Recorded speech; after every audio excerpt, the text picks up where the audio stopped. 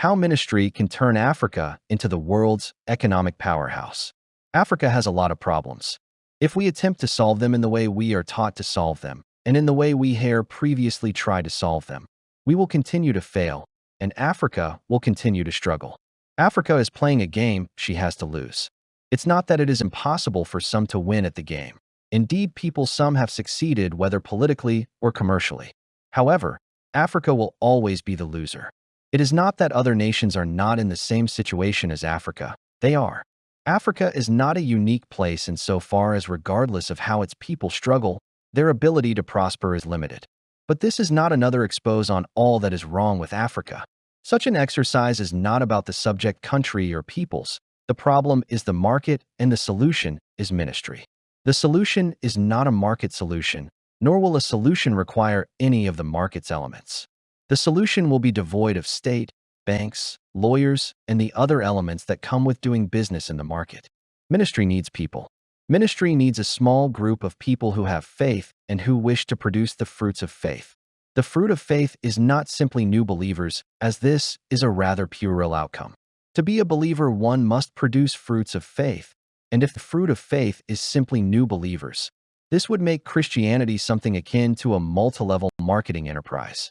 The fruits of faith is prosperity and a new economy. It is people who are being bound together in faith. The fruit of faith is not found in markets, but in ministry. A priori in Africa is a ministry to replace markets in Africa and elsewhere.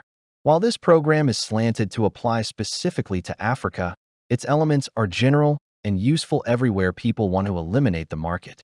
A ministry care for the faithful. A ministry exists to feed the sheep. In a market economy, everyone struggles against everyone else.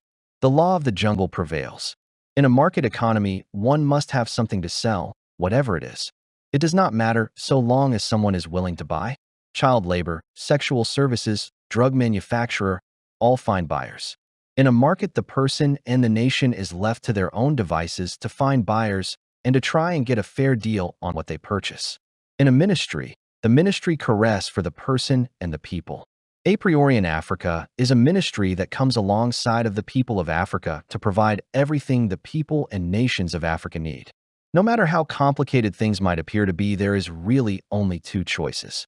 The two options can be given in many different ways. Good and evil is one contrast. We can be equal and honest or dishonest and unequal. In this article, we are talking about markets versus ministry. The difference is that in one system, there is competition and the law of the jungle. In this market system, we need laws and lamb makers and law enforcers to keep order. But that is only because the system itself makes us all the enemies of each other. In a market, each person must do what they can to find a job and the things they need. In a ministry, the ministry itself ensures each person has a job and get what they need at the cost of its production. Without the market, there is no need for profits. A priori in Africa, eliminate child labor, sex trafficking, war, revolutions, and crime in general, all 10 evils of unemployment, debt, poverty, inflation, pollution, waste, taxation, homelessness, war, and crime. These are created and perpetuated by the state, which is the mother of all parasites. The 5 foundational errors give the state its power. These foundational errors are democracy, ownership as a legal right, our currency, laws, and power disparities or inequality. A priori in Africa is a ministry to perfect Africa, to enable it to produce the fruits of faith and to eliminate the mechanisms of the market that divide and neutralize us. If you are interested in producing the fruits of faith, in developing Africa, in eliminating the 10 great evils, then subscribe to Logical Minds only on Substack. To set up a ministry takes 3 persons, but may operate with as many as 15. If more persons are involved, separate groups ought to be set up, each with fewer than 15 persons. The group is headed by a chairperson voted in by the ministry participants. Everyone has a job. This is key. The small group ministry hires each member of the group to work for the ministry, helping the members of the ministry. One man might choose to drive other members to their destination. Another may do house cleaning or babysitting. Another will do odd jobs, and other trades will perform their occupations and workers in the ministry. Each member works for the ministry at a job which benefits the members of the ministry. Each worker is paid by the ministry for the work they do. Every member purchases the goods and services direct from the ministry. There is no competition. There is no division. All members of the ministry work in concert to benefit the ministry, and the ministry provides what the members need in the way of goods and services. Jobs are created and matched by the ministry to the abilities and needs of the members.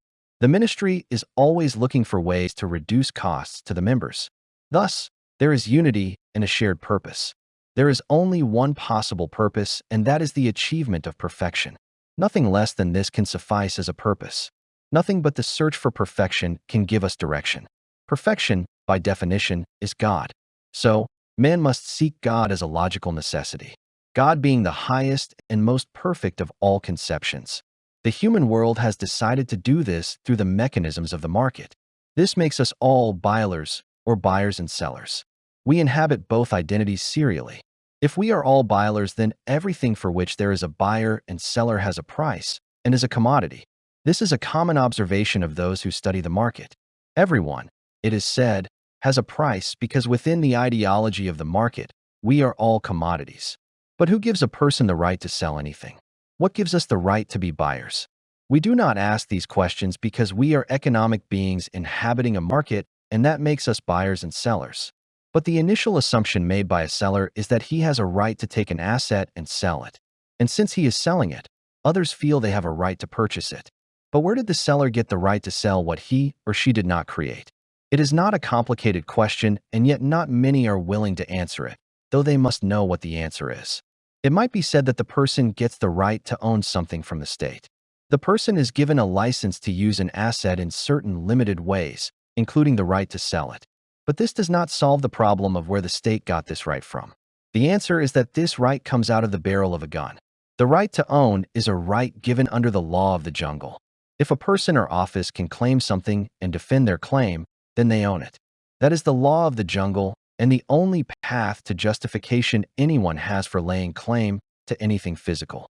Yet, we own nothing that is physical. All we have is claims defended by physical force. All we own and all we can own is the things we create. For God, this is all physical things. For mankind, the only thing we have a justifiable claim to is the things we create. We cannot create physical things, but we can add value to the things which God created. We own the value added, but not the substrate. We do not own the matter that is modified by us. All progress began in the mind of one man, and all innovations increase specialization. Thus, we need faith in others to make the investments which permit innovation and specialization. The ownership of assets hinders the innovation and specialization process. Markets create competition and division. The buyer and seller both want the best price, but the price they want is incompatible and contradictory, thus the competition and division. Ministry does not just create cooperation, it unites us all in a striving towards perfection. Ministry sees a benefit to putting everyone in a job that suits them and in lowering prices on the things we purchase. Ministry creates a common purpose in a community and a common purpose towards which all are able to strive with the help of the ministry.